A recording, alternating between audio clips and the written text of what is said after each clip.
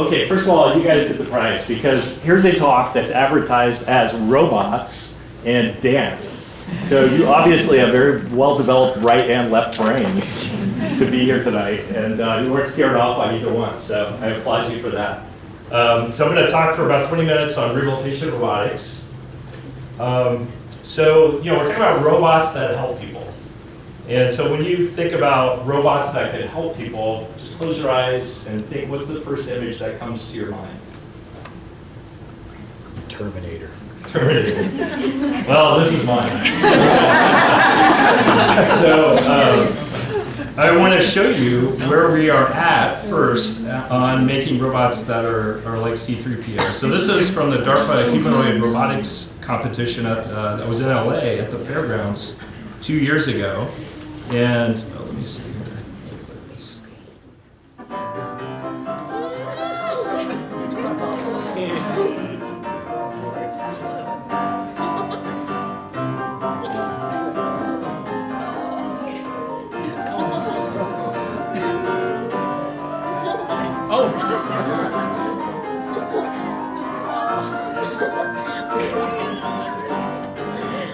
This is the robot from MIT.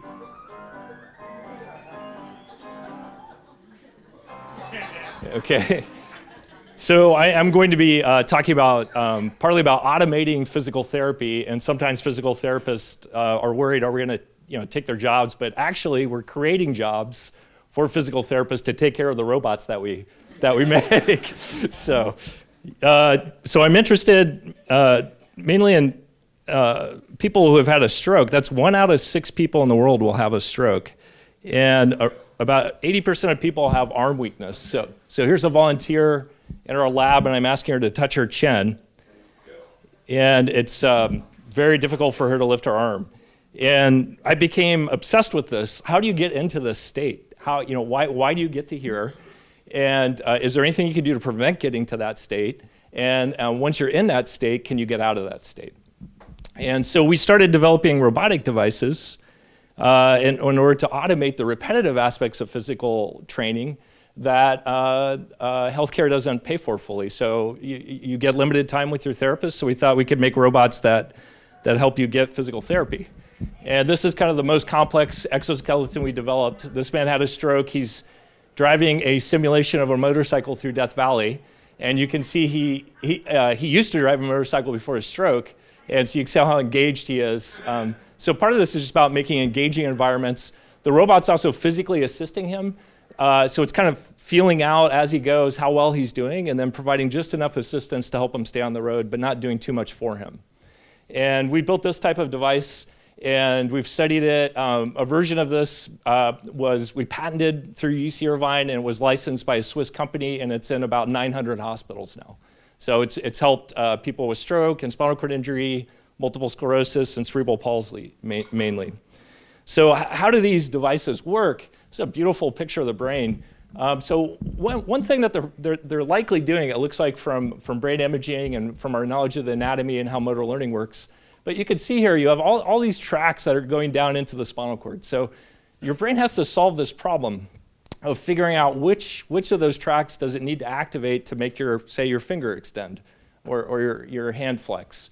And you can imagine now if you have a stroke and it blows out some of this white matter here, you probably learned how to use the white matter. It works pretty well. That was strongly connected down to your motor neuronal pools, down to the neurons that activated your muscles, say your finger extensor muscle. So when that's gone, there are other pathways, but your brain has to discover them. And it can't try them out one at a time. It kind of has to try like a whole pattern at once, but the only feedback it gets is by what happens on the movement. Okay, so you have this is called a credit assignment problem in computer science. So you have one thing, did I create more force with my finger? You could have 1 million different neurons contributing to that. So it takes a lot of time for your brain to figure that out. And the main way it figures that out is through practice.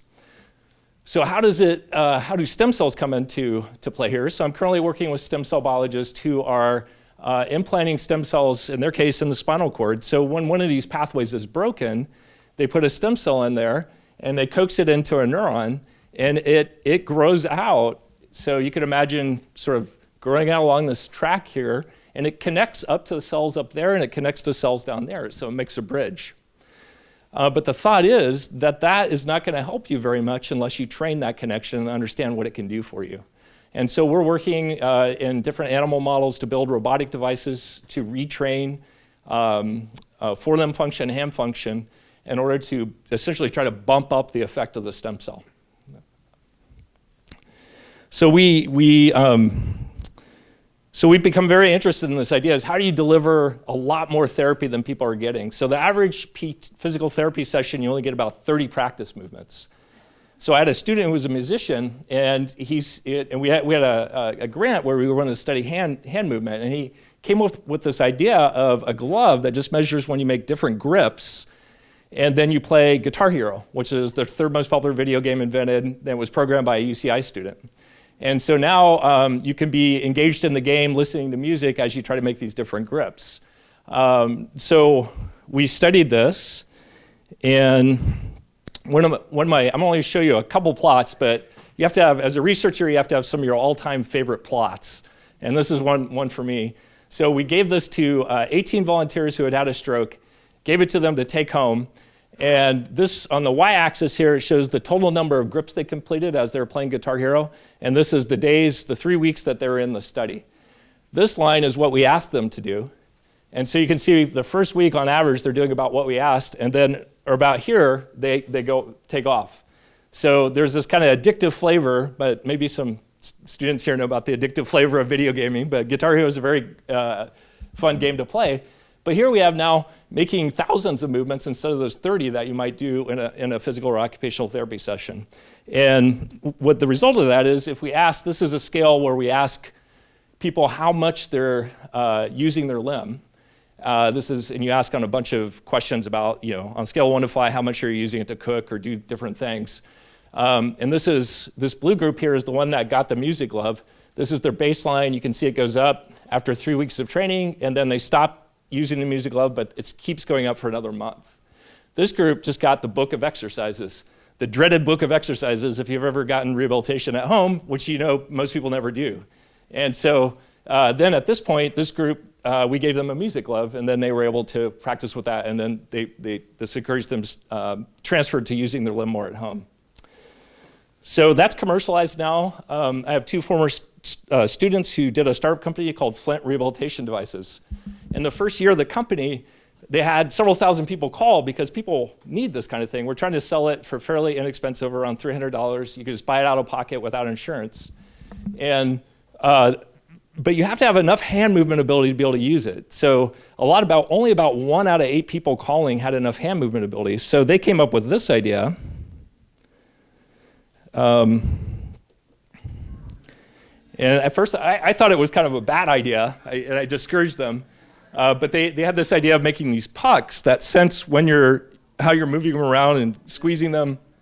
And then they worked with this really, I would say, sort of beloved occupational therapist in North County who has run a stroke rehabilitation support group for a long time and designed about 40 exercises you could do. So you can see he's doing one in the back there.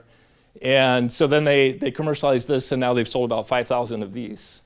So that's really exciting. So we're moving into a new era with this because with this data encourages people to practice, but their data gets uploaded. So we now have 30 million practice movements that have been uploaded. So we can do, hopefully, big data and figure out what encourages people to keep doing the rehabilitation and how do you optimize it. And then I'm wearing another device we're working on right now. My daughter laughed at me when she saw me. I was wearing it, but I think it's kind of cool looking, but she kind of laughed as I left the house. But what this is a Fitbit for the fingers. And I'm wearing a ring that's a magnet, and then every time you move the magnet, it rotates the magnetic field, and we're counting how much you're using your fingers. So believe it or not, there's been no studies with people with stroke. They have one good hand, and they tend to use that for everything, and they stop using the hand that's difficult to use. There's been no studies about putting a wearable tracker on that encourages them to use that hand and gives them feedback. So right now, downstairs, we're about ready to complete our first 20 people randomized to either get feedback or just the time of day with this device called the Manumeter.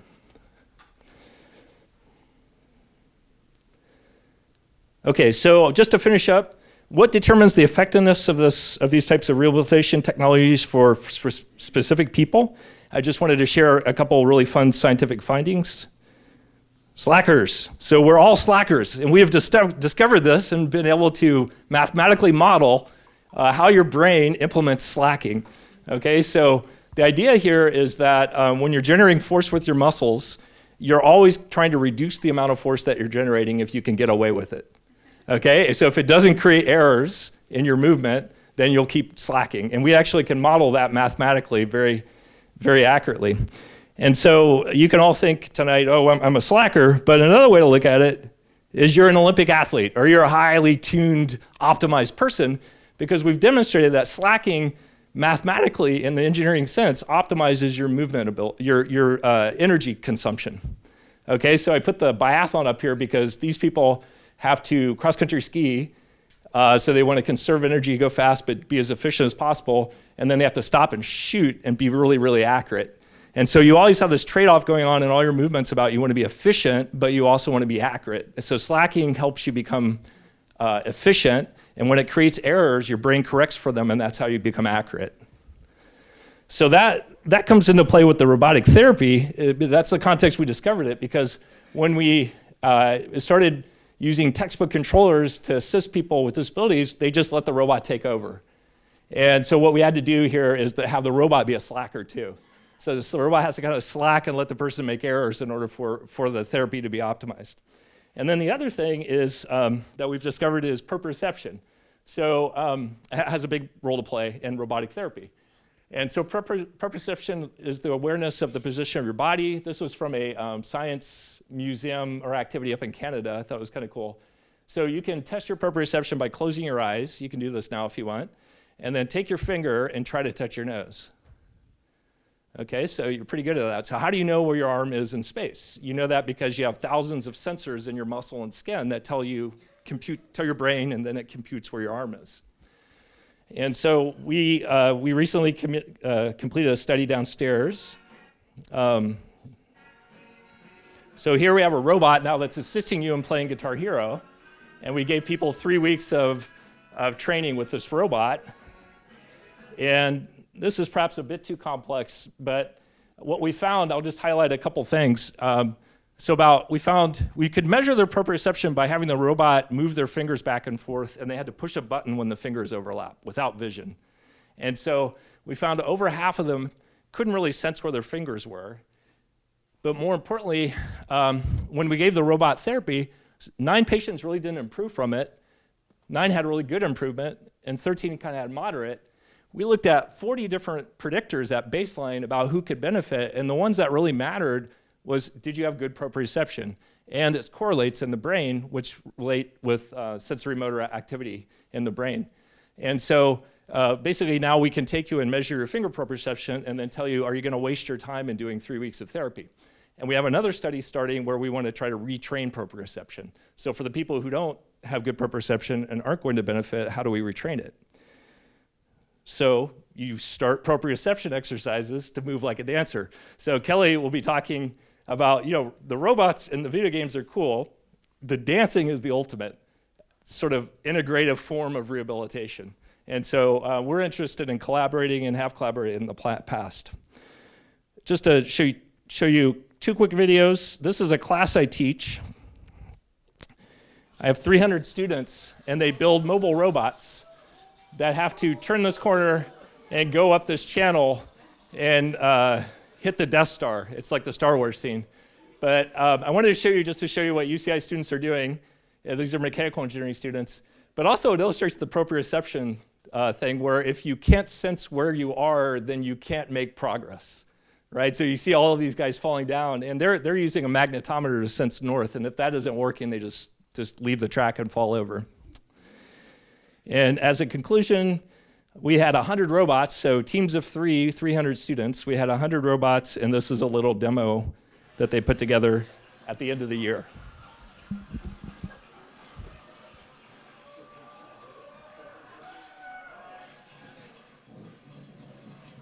Okay. Okay, thank you very much. I want to say thank you very much for having me here. It's an honor to be in the Stem Cell Center.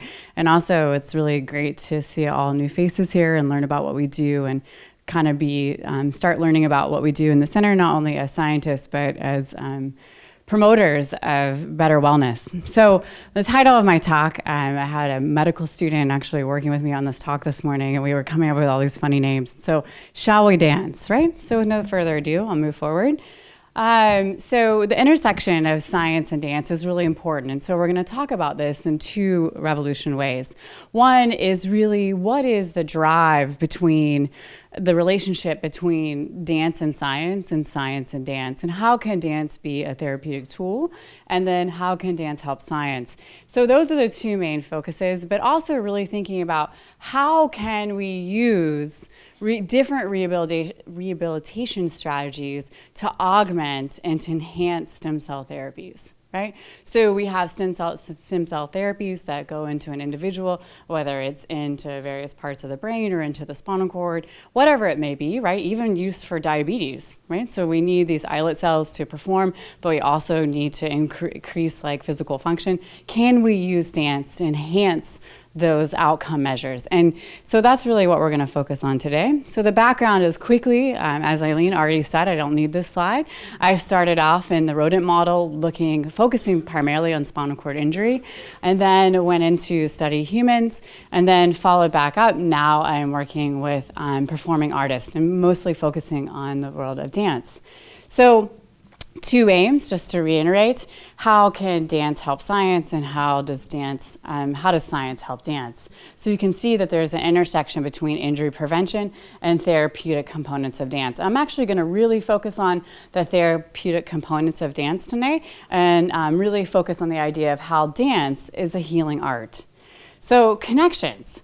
So connections are required, right? So we have these stem cells, we've put them into different patient populations, we have various rehab strategies, and the hope is that they change and have this functional change. Not just musculoskeletal change, meaning that they're able to walk better, but they're able to make decisions better, they'll be able to get back into the community quicker, things like that. So these connections are required. So this next is a little activity, and so I promise you it only take a minute, but I am from the School of Dance, so it's required that we actually watch dance, okay? So bear with me. If you don't like dance, you'll love it when I'm done, but I would like you, I give you a challenge. I would like for you to first watch 20 seconds, and then I want you to close your eyes, and then I want you just to listen, okay? And then we're gonna talk about what you saw, okay? And this is a famous piece of work done by a choreographer that was from UCI.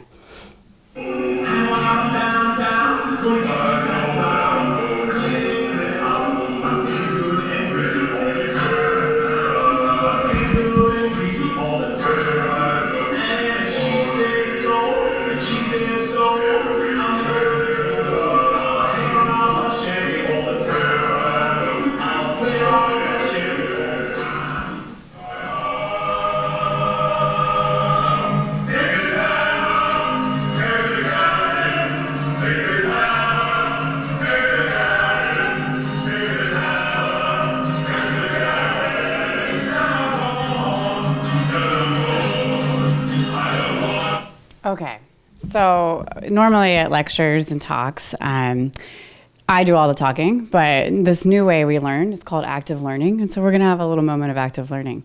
So what did you, first of all, you can raise your hand, what did you see? It's not a trick question too. Everyone saw something different. Someone raise their hand. Yes, ma'am. There was a primary scene of activity in the front with the two dancers and a group behind doing a unified activity. Absolutely. So you saw formations, right? Organization, right? What else? Yes, sir. People representing a concept or an idea through dancing. Absolutely. What kind of concept? Take that a little bit further. Was there a cultural concept? Yes, a kind of cultural story or...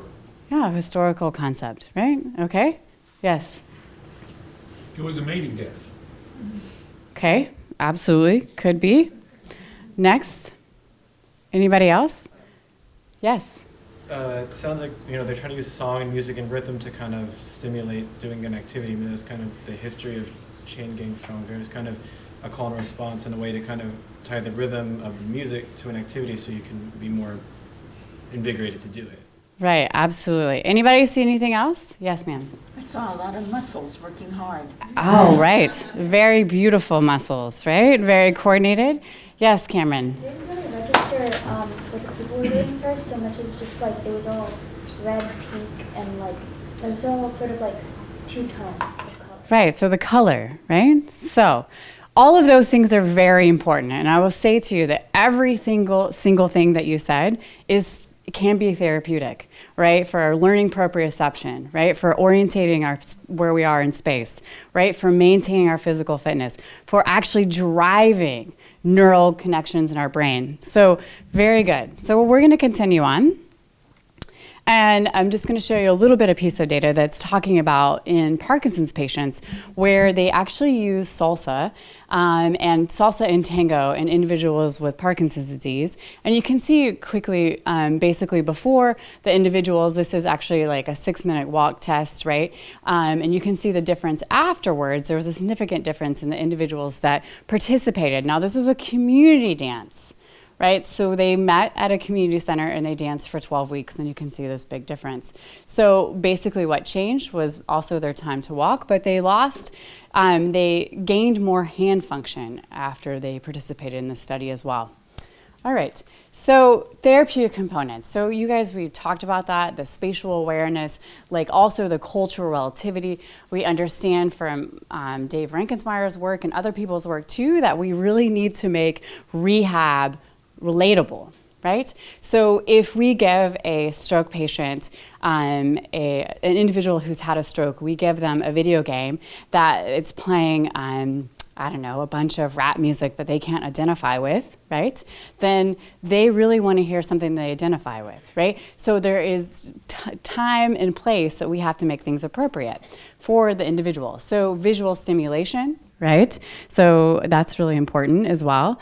Emotion. So we want to put individuals in environments where we drive emotion. Now, what we do know from individuals with brain injury that we have to be very, very mindful that this is very sensitive not to drive too much emotion, right? It's because then we can cause other issues.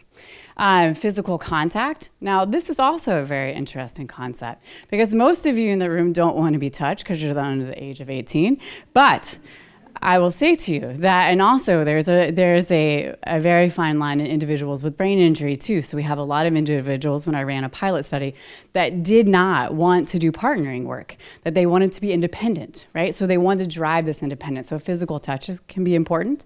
And also motivation. We want to set the situation where someone's motivated. Not everyone's motivated to dance, but I will tell you that if you get up after this talk and do a little movement, whether you call it dance or not, you'll feel better. Right? So understanding body spatial awareness is also really important.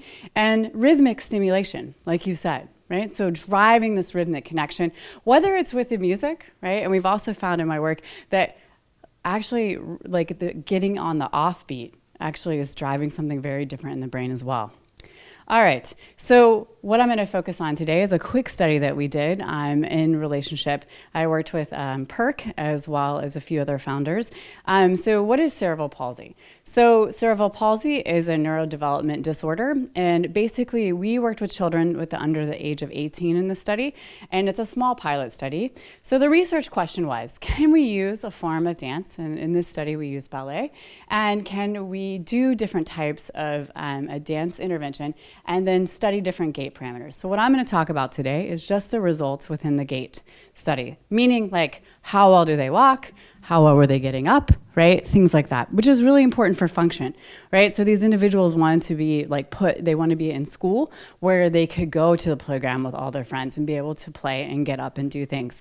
And also to them, on a side note, this was really important that they were able to do things that their friends got to do. So they got to come and go to dance class. All right, so how can we dance? How can dance be used as a form of movement therapy with individuals with neurological disorders? And so we use different types we have a gait right, Thank you to monies that we gain from different types of grants. And then also we use motion capture data and different forms of sensor data. So you can see here is a fine picture of a young individual who's high functioning with CP, but all of these individuals, in order to participate, they had to be able to walk 10 meters. And so you can see here we're in actually doing a step-up test. And this is called a motion capture situation. And so we're capturing all the movement from each joint. And then we ask them to do different things. So here they're actually doing a little step up.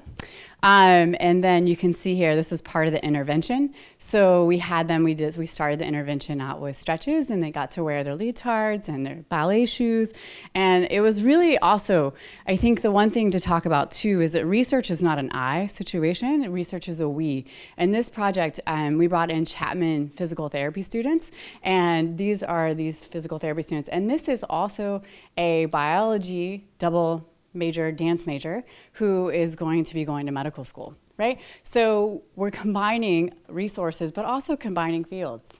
So here you can see too, they're actually sitting because we worked on posture a lot in this dance. So dance isn't always about up and moving across the floor, right? So you first have to get a base of support and gain posture. So you can see here, we're sitting on the floor and we're working on posture things here. And so really the outcome measures focused on the things I'm gonna talk about are two things. One is gait function, right? And the other is selective voluntary motor control, which we use this scale. And so I'm gonna show you really quickly just one graph. I know, scientists, we love graphs. So basically, we measured selective control on the right side and then the left side.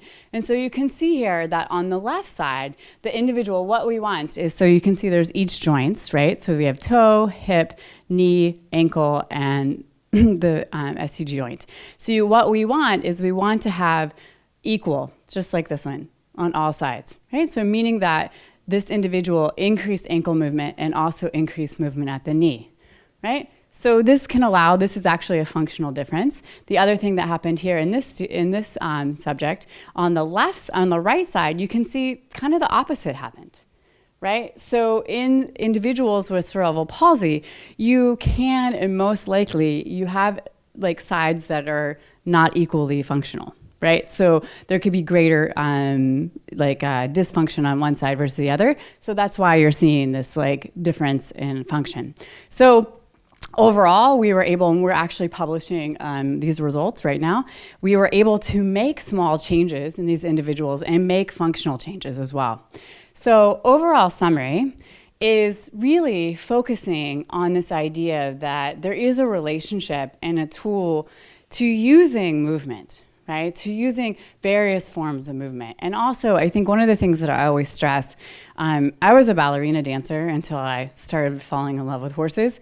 And that took over quickly. But I think one of the things is that dance is something that is very different from all of us, right? And I think one of the things that I have learned and appreciated from this kind of work is we just need to get up and move, and we have developed outcome measures that we can measure, and using different sensors with collaborations with Dr. Reinkensmeyer, we can measure changes, right? You don't have to be a professional dancer to get benefits from dancing, right?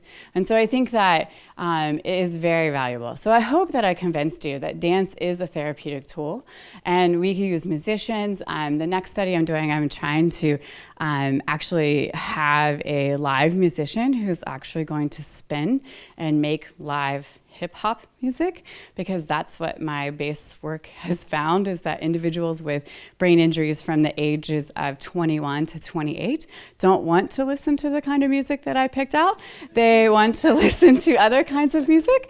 So this is why you do pilot studies. And also I'm hiring a drummer, so somebody who's gonna come in, and we're gonna do offbeat rhythms and polyrhythms. And I'll be honest, I was not a trained musician, but being in the arts, I have learned so much. But also I have all of these musicians and choreographers and dancers at my disposal, right? So it's fantastic. And also visual arts, right? So using different types of video, trying to use augmented reality to give different types of feedback to these individuals. But future applications, right? The idea is that we're driving a way to measure changes that we can use within stem cell research. And change the quality of life and the function of individuals. So would not be here without the support of my school, my main school, which is Clare Travel School of the Arts, and working with Cali T2. I have labs in all of these places. I'm spread out from one end to this campus to the other, which is fantastic, so you can find me all over. But also, I really want to thank Children's Cerebral Palsy Movement for the funding for the work that I talked about tonight, and also the integration with studying with PERC, of course, the stem cell building, and all of my collaborations. And this is my lab. We're hanging out by the tree. We just got a new trailer, so I'm moving up in the world. So, yeah, that's it.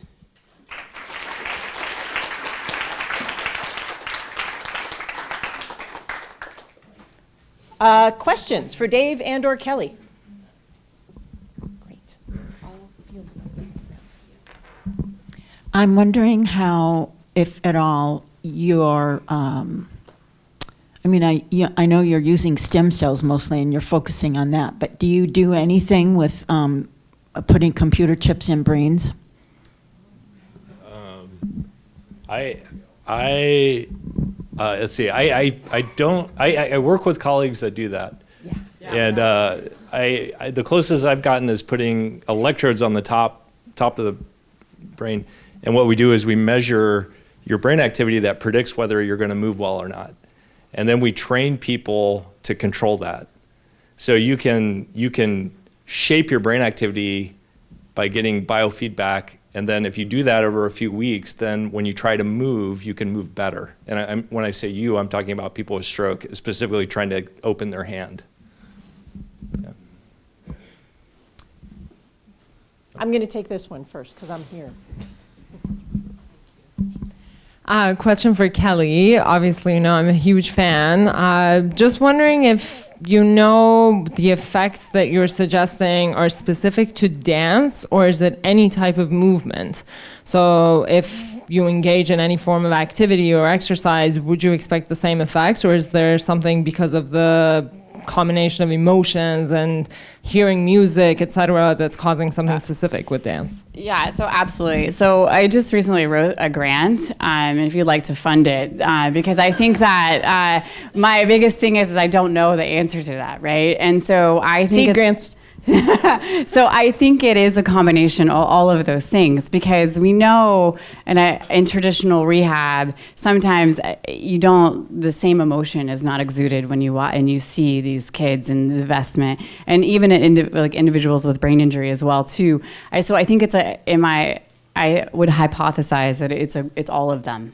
Right? So I wrote a grant breaking each one of those out, right? And then doing a crossover study. And so then each group would get what they weren't getting before. So the idea would be able to parse some of that out, right? And hoping that all of them have some kind of functional or cognitive improvement.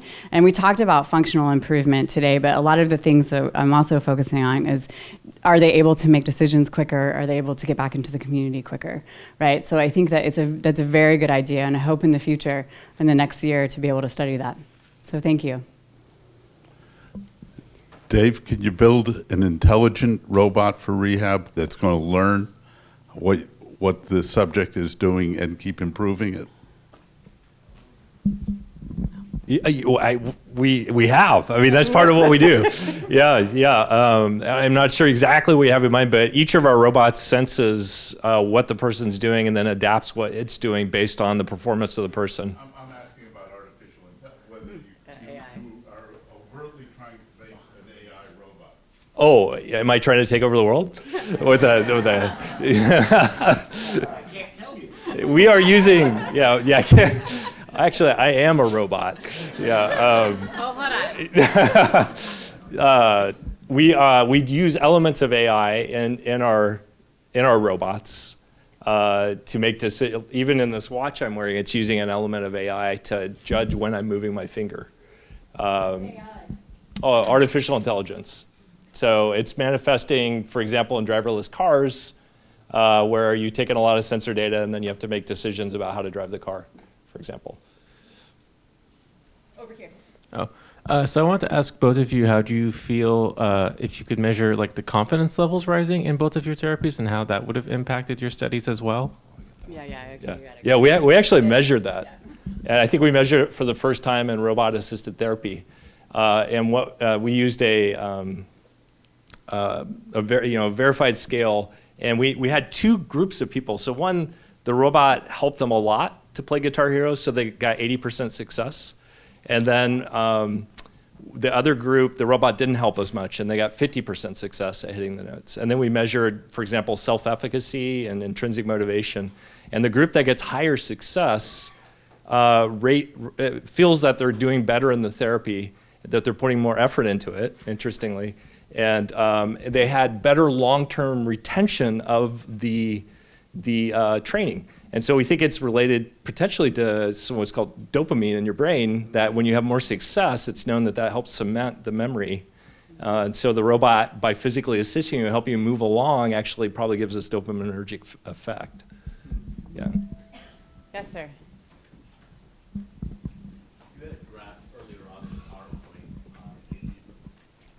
You had a graph earlier in the PowerPoint where you tracked how well they were improving, and then even a month later, I guess they had stopped therapy, but they were still improving. Did you track for any further time after that to see how things progressed, or did you just stop at 1 month? We've tracked up to 6 months, as long as we've tracked, and we see a little bit of a tail off at 6 months. So, and then it depends on the level of assistance. For example, people who get more robotic assistance actually retain it longer. Do they follow like a stair step where if you stop for 6 months and then you gave them more therapy, did they go to a new plateau, like a stair step? Yeah, there's a paradox right now that all the young scientists here can solve. But when you have a neural injury, it seems like you plateau. But then if you deliver another therapy, you have a little bit of residual capacity to get better. Then you plateau again. But then if you do another therapy, you go up a little bit more. And you can't go up infinity, because that doesn't happen, but you do go up measurably when you deliver. So you seem to have this little bit of residual capacity each time you have a new training technique. And that's in stroke, and that's actually in stroke and also in spinal cord injury, both. One last question. Sure. So which way do you think provides the best therapy? If you just continuously train them for 6 months to a year, or stop and go again? I mean, has there been a differentiator there? You can go, and then I might disagree with you. So. Oh yeah, I'm gonna say, like, we don't have the science to understand that, which is amazing actually. This shows you how little is understood about how it works, right? So there are some studies that show interleaving two therapies is better than just doing one, for example, for the full time. I know of a study like that. Yeah, and then I think the other thing too is like being task specific, right? So that's something that we're really focused on, right? So, and also variation of task, right? And so, but I think the question is, we don't really know how long to do that variation or this block tasking, right? The same thing with learning. We haven't quite figured it out. We know how to tell you to study better, but I think that when the rehab comes with neurological disorders, we're still trying to figure out, like, is it block tasking with task variation? And then what is the time frame for that? Just to follow up on that, when a little kid is training their stem cells in order to be able to learn to walk, it's been estimated they take 3 to 4 million steps, and they'll fall like 60 times a day. So that's several orders of magnitude more than you get in rehabilitation therapy right now. And so I think we need technologies and approaches and whole systems in this translational model where people can get just more intense therapy for longer periods of time. So what problems are you trying to address right now, later in the future? Like, what would you like to address as future projects? Okay, I'll start with that. So I think I mentioned one, right, is to really like parse out. First of all, I love to study the brain, and I really want to know what is it, the activation of what portion of dance is really driving these changes. But in addition to that, I think that one of the projects I would really like to work on would be to promote dance as a use of a therapeutic tool throughout like school systems, right? And that's something, and also ask those questions of how we could drive it as a cognitive and a mental health change in children and high school kids as well. Yeah, and for me, I want to continue to make gadgets that help people do better in their rehabilitation. But then I want to use the data that we're getting from the gadgets to then understand the science behind how they're recovering. And then I want to couple that with stem cell therapy, I mean, we're here in this building for a reason, and I've seen it with my, I'm involved in a study where they're getting robust regeneration of axons across the spinal cord lesion. And so it's coming, and so I want to have those devices coupled into that type of therapy to really maximize its benefit. Other questions? Anybody back here? I think there's some on the front. Ah, good. This is more for Dr. Sharp. Have you considered using other dances? As I know you already use ballet, and I think you mentioned hip hop. Have you considered other dances that could help with other movements? Oh, absolutely, right? So one of the studies that we're working on right now is using various forms of Indian dance. And so we're looking also within different dance genres, like studying, getting the basics and understanding the basic strengths of each genre of dance before we apply it to different patient populations, right? So if you're studying various forms of Indian dance, right, you know that their weight support is on various, like the tiptoes, right? Or they're flat-footed, right? So, and then also looking at partnering type of dances, right? So Latin-based dances and things like that. So I've been doing like small pilot studies trying to see what patient populations will actually participate, right? Because if I were to take most of you in this room and ask you to do the waltz, you would look at me and say, no, Dr. Sharp, A, we don't want to touch each other, and B, we don't like your music, right? So I think that it's a very good question. So we just need to keep running trials and figure out what dance. But also, before we use a form of dance, I want to understand what the basics that we're asking the body and the brain to do while you're performing that dance. Does that make sense? Yep.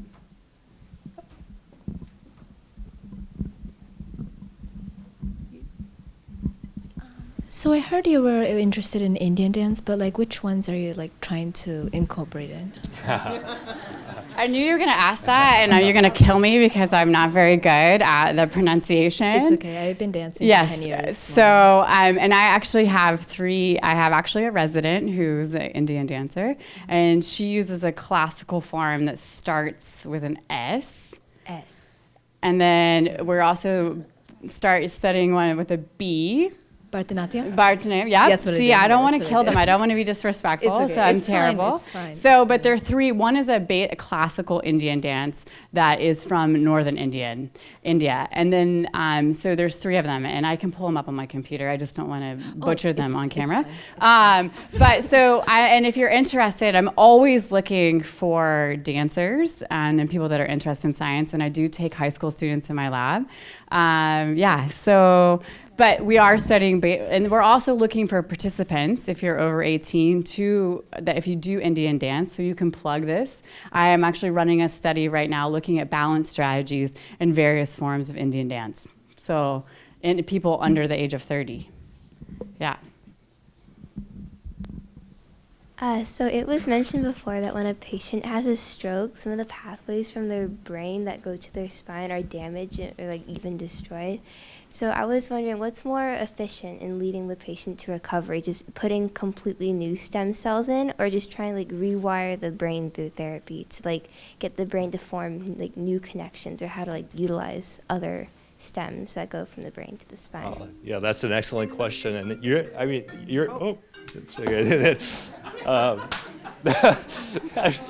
that's a really good question, and that's like there are a ton of people interested in that question right now. So the stem cell stuff is just taking off right now. So we don't yet know how well it's going to work. It's very difficult to put a stem cell in the brain that can grow all the way back into the spinal cord, for example. That's very, very challenging.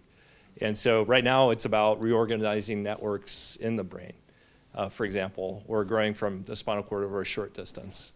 But that's a great question. Thank you for that. Yeah, I like to describe it as, you know how we do all this like on the 55 or the 5 or all these, like we do all this road work, right? I like to describe it as that the stem cells are coming in and they're doing a lot of road work, right? They're filling in the potholes, they're reconnecting, like putting the new lines out there. And now, like, how do we make the 55 better, right? And connect to the 5, right? Do you guys all know what I'm talking about? Do you guys know what these roads are? I'm just saying, all look at me like. So basically, that's the way I describe it, right? So we're still trying to figure out all the road work and make sure that, it's like Waze. You know how Waze says alternative route, right? That's how I describe it. So these, like the stem cells, that we're trying to figure out how to use Rehab plus stem cells to create these, our ways of the brain. Ooh. All right, I'm just going to point out it's only girls who've asked questions so far, pretty much, from back here, which is an unusual circumstance. Do we have any brave? There we go. I'm going back here because it's a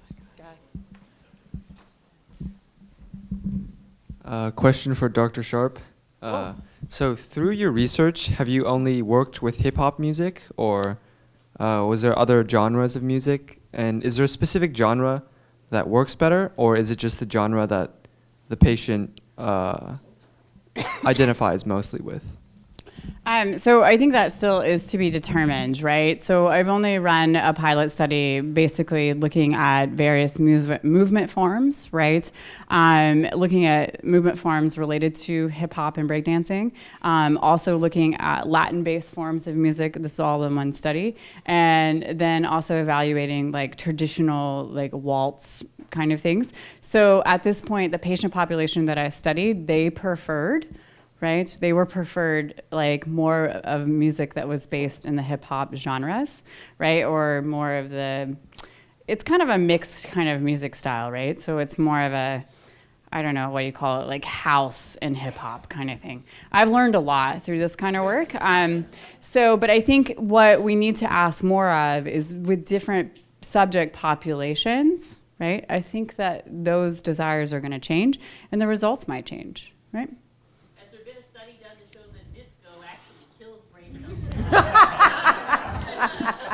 I hope that my hip hop study doesn't show that. I saw one more back here. Anybody? No? Any other questions? Perfect. We're from the UCI Medical Center. We're wondering how we can get some of your robots into our rehab centers and at what cost is it at? Oh, for free. Yeah.